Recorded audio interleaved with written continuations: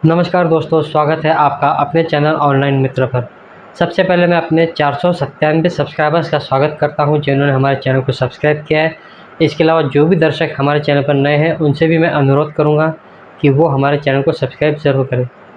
जैसा कि आपने हमारे पिछले वीडियो में देखा कि कैसे साइबर अपराधी एपी संचालकों को भी अपना निशाना बना रहे हैं, ठीक उसी तरह से अब ग्राहक भी कई तरह से हमें ठगने का प्रयास कर रहे हैं। वो हमारी झूठी शिकायतें बैंकों में जाकर करते हैं और उसके बाद एनपीसीआई की तरफ से तरफ से हमसे जो है चार्ज की वसूली की जाती है, जिसे चार्जबैक कहा जाता है और ये भी काफ़ी हैवी पेनल्टी के साथ होता है। इसीलिए आप लोगों से हमेशा हर वीडियो में मैं एक ही चीज़ रिक्वेस्ट करता हूँ कि आप रजिस्टर मेंटेन ज़रूर करें, जिससे कि आपका पैसा जो है सुरक्षित रहे और आपके साथ किसी भी तरह की धोखाधड़ी ना हो।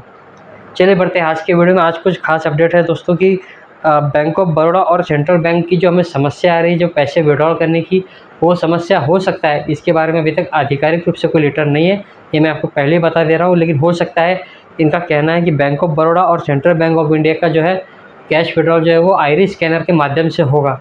अब हो सकता है कि 1 जुलाई के बाद जब हमें मैंडेटरी किया जाएगा L1 डिवाइस के लिए, तो L1 डिवाइस और आइरिस इन दोनों ही डिवाइस के साथ बैंक ऑफ बड़ौदा और सेंट्रल बैंक ऑफ इंडिया की जो है विड्रॉल जो है वो शुरू कर दिया जाएगा।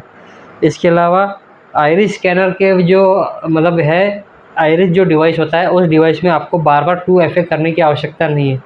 जैसा कि आप सभी लोगों को पता है कि 1 जनवरी 2024 के बाद हमें हर ग्राहक के फिंगर लगाने के बाद अपना फिंगर यानी कि रिटेलर का फिंगर लगाना ज़रूरी है।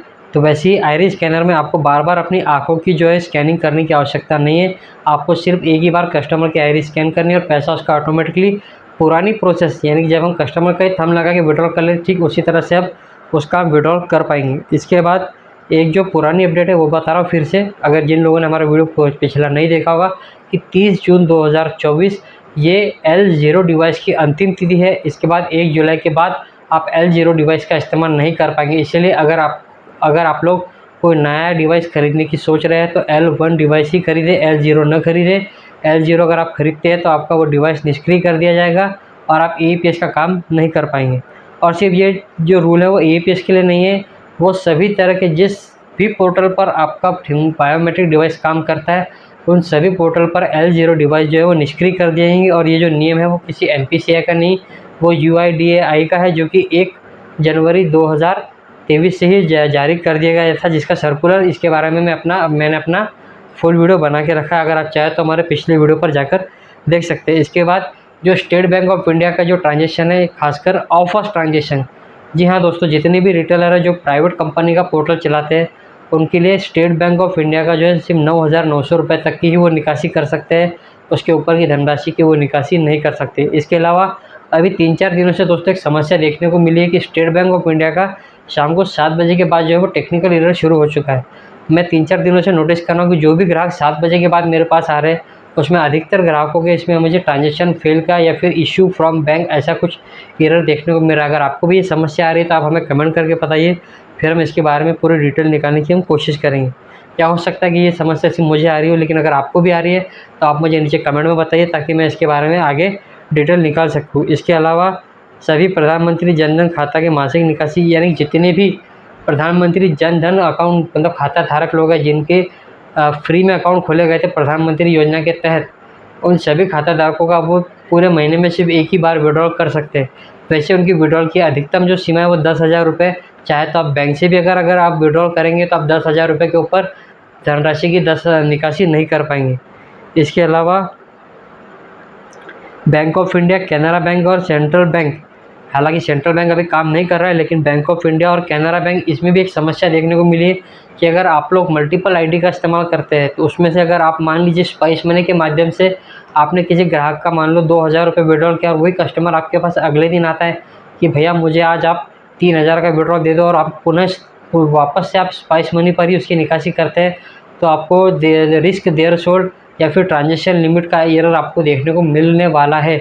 अगर आपको सेम ऐसा ही एरर मिलता है तो आप क्या कीजिए, अपना पोर्टल चेंज कीजिए। अगर आपके पास मल्टीपल पोर्टल है तो आप एयरटेल पेमेंट बैंक से निकालिए, पे नियर बाय से निकालिए, रैपीपे या रेलीपे, जो भी कंपनी के आप मल्टीपल आईडी इस्तेमाल करते हैं उससे निकालने का प्रयास कीजिए, तब आपका शायद पैसा निकल जाएगा। क्योंकि अभी इन तीनों बैंकों में एक नियम इन्होंने लाया है कि एक टर्मिनल से सिर्फ एक ही बार आप लोग विड्रॉल कर पाएंगे, फिर चाहे आप कितने भी रुपए का क्यों ना करें। क्योंकि ऐसा मेरे पास 2 से 3 ग्राहकों के साथ मेरे पास हो चुका है। उसके बाद में मैंने इसकी डिटेल ऊपर निकालने का प्रयास किया, जिसके बाद उन्होंने मुझे ये बताया कि इन बैंकों का आप एक ही बार विड्रॉल कर सकेंगे पूरे 1 महीने में। क्योंकि मेरे पास एक ग्राहक आया था 4000 रुपये का बैंक ऑफ इंडिया का निकासी करने के लिए, लेकिन मुझे वहाँ पर ट्रांजेक्शन लिमिट का एरर देखने को मिला। इसके बाद वो ग्राहक मेरे पास से चला गया, लेकिन अभी 1-2 दिन के बाद वो मेरे पास फिर आया था और उसने मुझसे पैसे निकाले, क्योंकि वो 1 तारीख से पहले मेरे पास आया था। तो मैंने उससे कहा कि आपने शायद 4 बार निकाले। उसने कहा कि नहीं, मैंने सिर्फ एक ही बार पैसा विड्रॉल किया है। तो उसके बाद उस ग्राहक किसी और दुकानदार के पास गया और वहाँ से उसने पैसा निकाला, तो उसका पैसा सक्सेसफुली विड्रॉल होगा, ये मुझे उसने कल बताया। तो इसके बाद मैंने जब इसकी डिटेल ऊपर पता करवाई, तो मुझे उन्होंने बताया कि इन बैंकों का जो है आप ट्रांजेक्शन सिर्फ पूरे महीने में एक बार ही कर पाएंगे इन ग्राहकों का। अगर आपके पास कोई दूसरी कंपनी की आईडी है तो आप उससे भी ट्राई कर सकते हैं, वहाँ से भी आपका पैसा निकल जाएगा। इसके अलावा एम-एटीएम का जो ट्रांजेक्शन है, जो कि आपको मैंने बताया था कि 30 मिनट का जो है लिमिट लगा देगी, अब वो 24 घंटे में सिर्फ एक ही बार आप लोग 10,000 रुपये तक का विड्रॉल कर पाएंगे। यानी कि देखने को ये मिल रहा है दोस्तों कि हमारा जो बिज़नेस है वो काफ़ी घट गया, और इतने अगर हमें मतलब रेस्ट्रिक्शन में अगर काम करना पड़ेगा तो ये हमारे काफ़ी मुश्किल है। क्योंकि पहले ग्राहक मार्केट में कंपटीशन की वजह से बहुत कम हो चुके हैं। इसके अलावा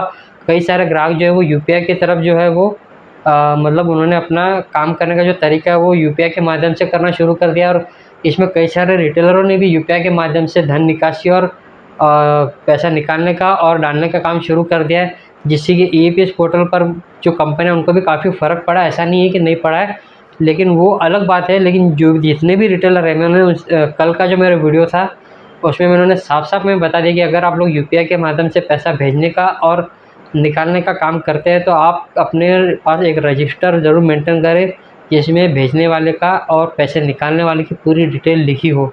क्योंकि यूपीआई के माध्यम से ज़्यादातर अभी साइबर फ्रॉड बहुत हो रहे हैं।